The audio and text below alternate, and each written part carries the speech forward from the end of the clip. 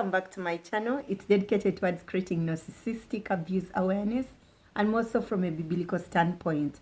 Many times in life we tend to step on each other's toes, and along the way, like, you get to introspect the issue and you get back to the person, apologize and make amends for what you've done. Really, it's a natural and healthy organic way. However, there's a code narcissistic abusers tend to move in, and that is toxic amnesia.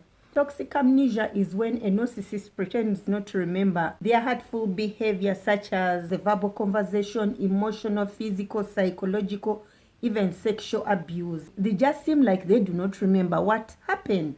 They make it appear like you are delusional for even bringing up the issue. A narcissist is one who has got a grandiose sense of self-importance. They lack empathy for others, and they have an insatiable need for attention, adulation, affirmation. You find that these people, because of their grandiose nature in the making of a narcissist, the person who rises up is omnipotent and perfect. So a perfect being cannot start making mistakes. So they are not going to apologize for being perfect. You know, it's like God coming to tell you that, I'm sorry, maybe Pauline, I'm sorry for having hurt you in this area. I know we human beings are like, okay, God, you need to apologize here and there. But the crux of the matter is that God doesn't make mistakes. Oh, God, I repented of making man. No, you look up the word repented, as in there was no dwelling for him to be in. So he had to leave that place. That the word repentance is deeper than the English understanding of it. So look it up in Hebrew, you'll get a deep understanding of that word repentance.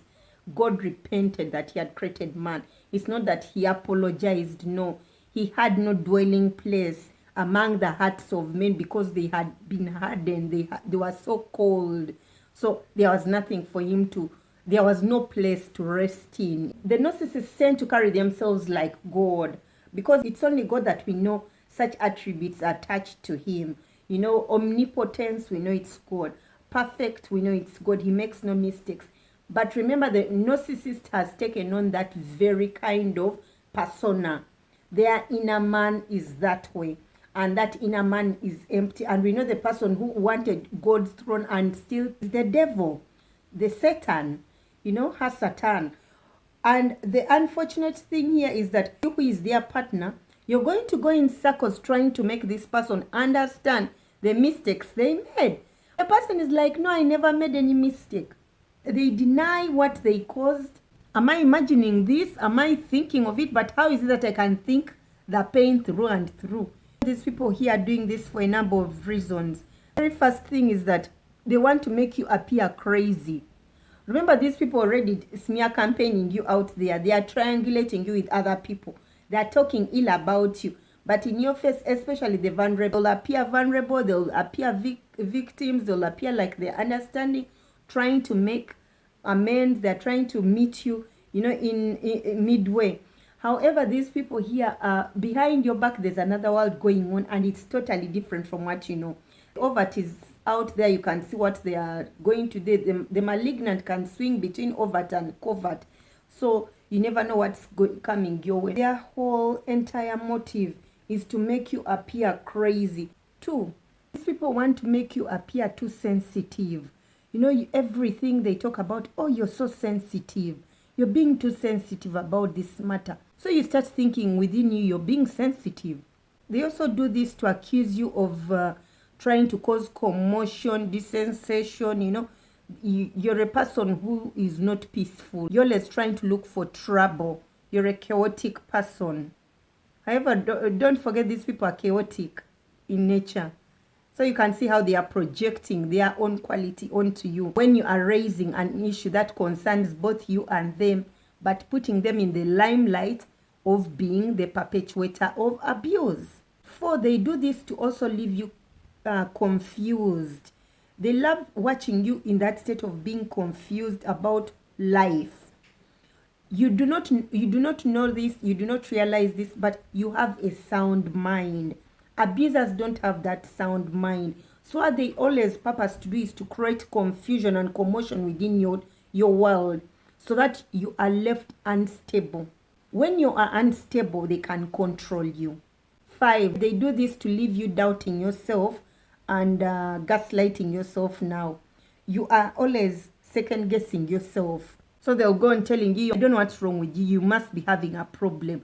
And you go like, okay.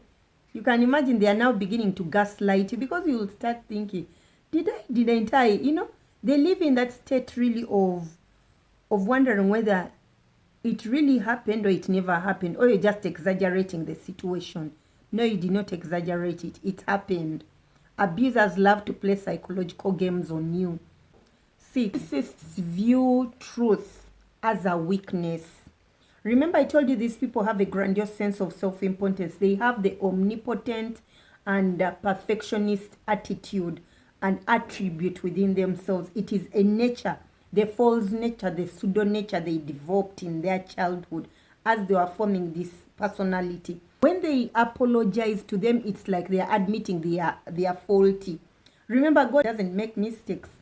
So they will always try to throw off that imperfect nature you're trying to wrap them with.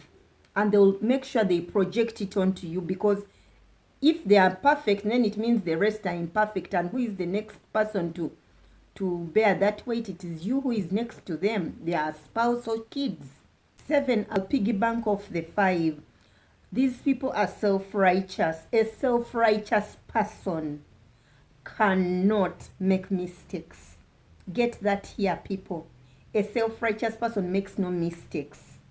So they will always blame, shift whatever negative attributes you're trying to make them be accountable for some actions they made. They won't budge. Like, you are the problem. You're the one who needs to clean up your act. Let me remove that stick from your eye. Effects of toxic amnesia are: 1, this leaves you confused. They really get to their target because you're ever in these people's presence. So eventually they get to you because you're thinking, I think I'm actually having mental issues here. How is it that I keep bringing up conversations that didn't happen? And these people, because the truth is foreign in them, these people are pathological liars. They are godless in nature. A godless person is a pathological liar. They speak the native tongue of their father, the devil, and that is lies. So you'll find that they speak so confidently without even batting an eyelid, by the way. Confidently, and you will question yourself. You will gaslight yourself, I'm telling you. So you'll find that they achieve their end game of you getting confused. God has not given you the spirit of fear. That fear actually encompasses doubt, confusion. Rather, he has given you a spirit of love, power, and a sound mind. Fear clouds a sound mind. Fear clouds love. Fear clouds power. You're powerless. Remember, these people have an insatiable need for attention, adulation, affirmation, admiration. That is all energy. That power is energy. The Hebrew talk of it as the ma'od. The Greek term, I think, is dunamis. These people literally are sucking that. Fear sucks that if you allow it. It sucks your sound mind if you allow it. It sucks your love if you allow it. God tells us, resist the devil and he shall flee. 2, these people here start making you tread carefully. Your conversations, you start walking on eggshells. I hope I don't say anything wrong which will bring questionability to my mental state. You bring up conversations carefully. You're slow to bring up an issue because the person will tell you, you're crazy. I don't know what's wrong with you. There's something wrong with you. You need to see a psychiatrist. You need to see a therapist. You're too frustrated that you're now making up conversations. If there's peace and tranquility, you can find 2-3 days. Then again, they bring up something just to destabilize their peace. Why? Chaos is their domain. So they cannot be in a peaceful environment for long. They'll look for something at least to start a quarrel.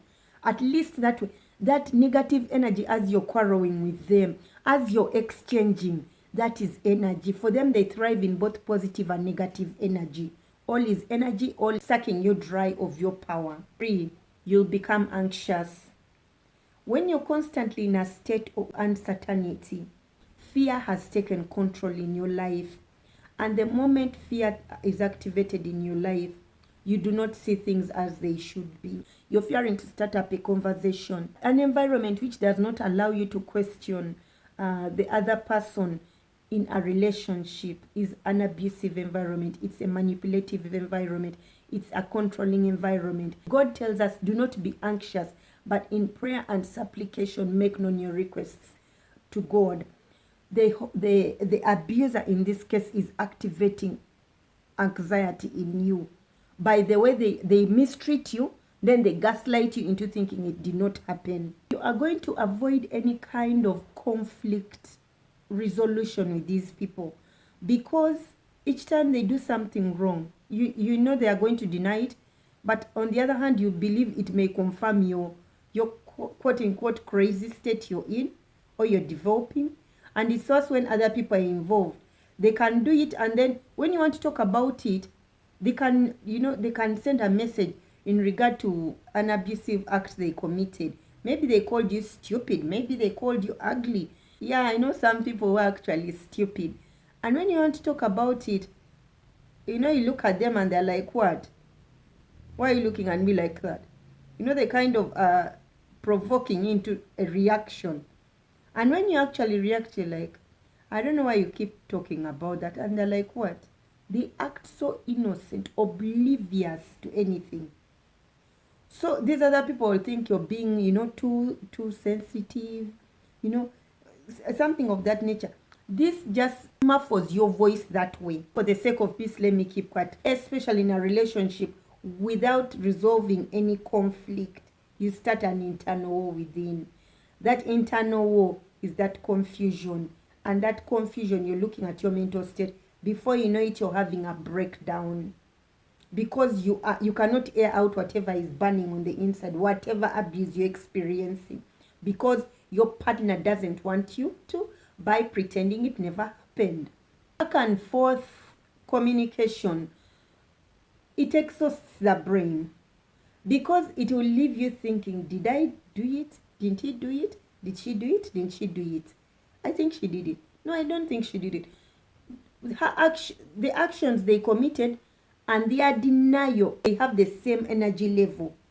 So if they have the same energy level, you'll start, I think I'm just getting exhausted. Then sometimes you'll convince yourself, these people have a problem.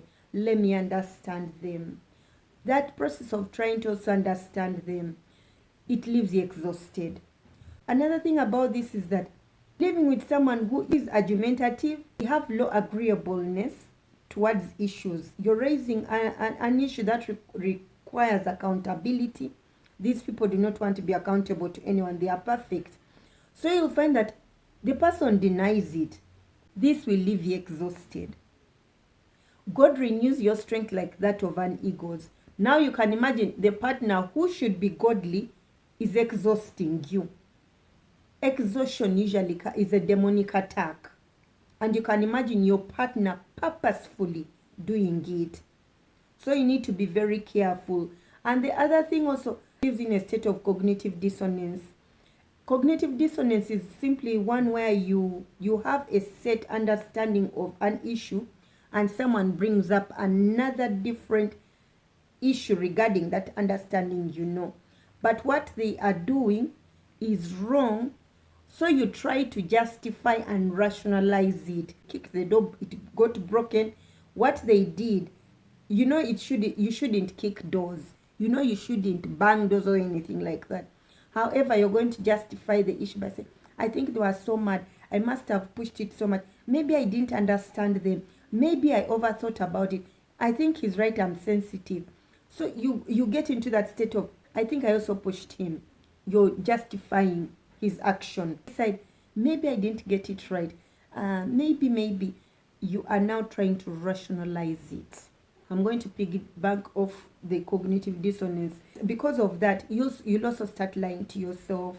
As you're questioning yourself, you're not confronting the matter as it's supposed to be. There's no conflict resolution with these abusers.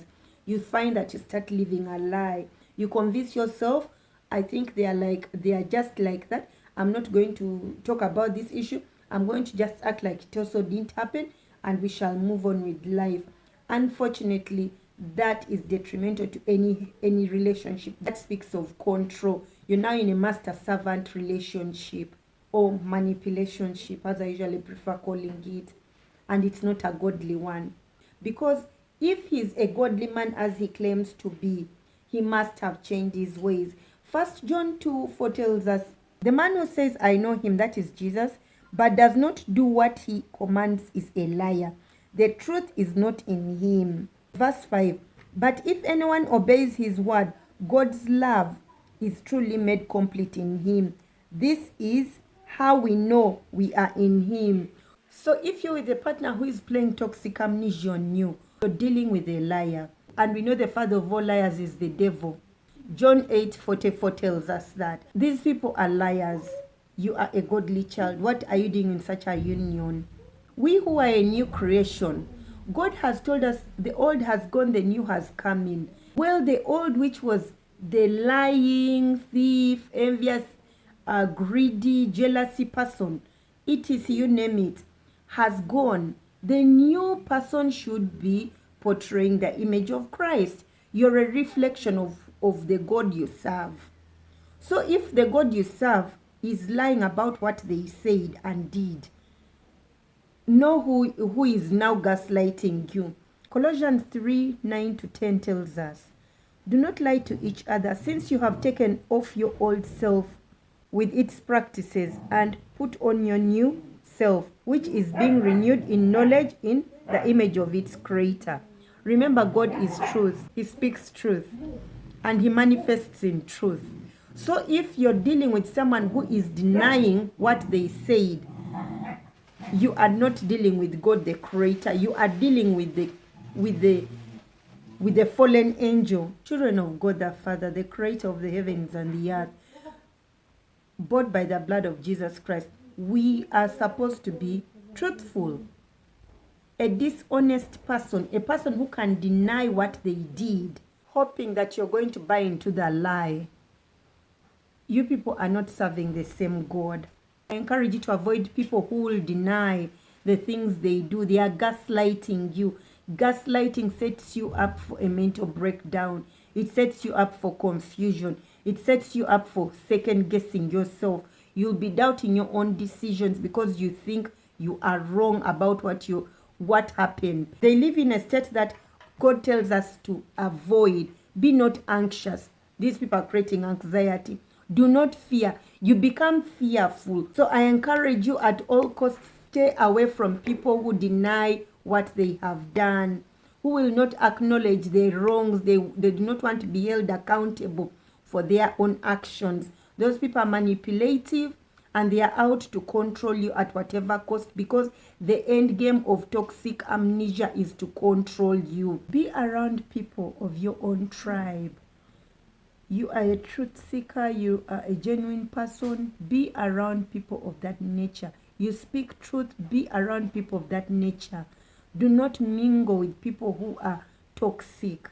Someone who denies what they said is a liar. We shall give all these terms. There's toxic amnesia, gaslight, a manipulator. Bottom line is that they are liars who have a lie within their fiber. It cannot be taken away from them. It was created in childhood. It can't be cured by anyone. God says, train up your child, they shall not depart. These people were trained that way. The environment, we are now looking at epigenetics, formed these people. Avoid these people at all costs for your own mental health. Remember, once your mental health is corrupted, everything shuts down. God has not given you the spirit of fear, but love, power, and a sound mind. Thank you so much for watching. Blessings.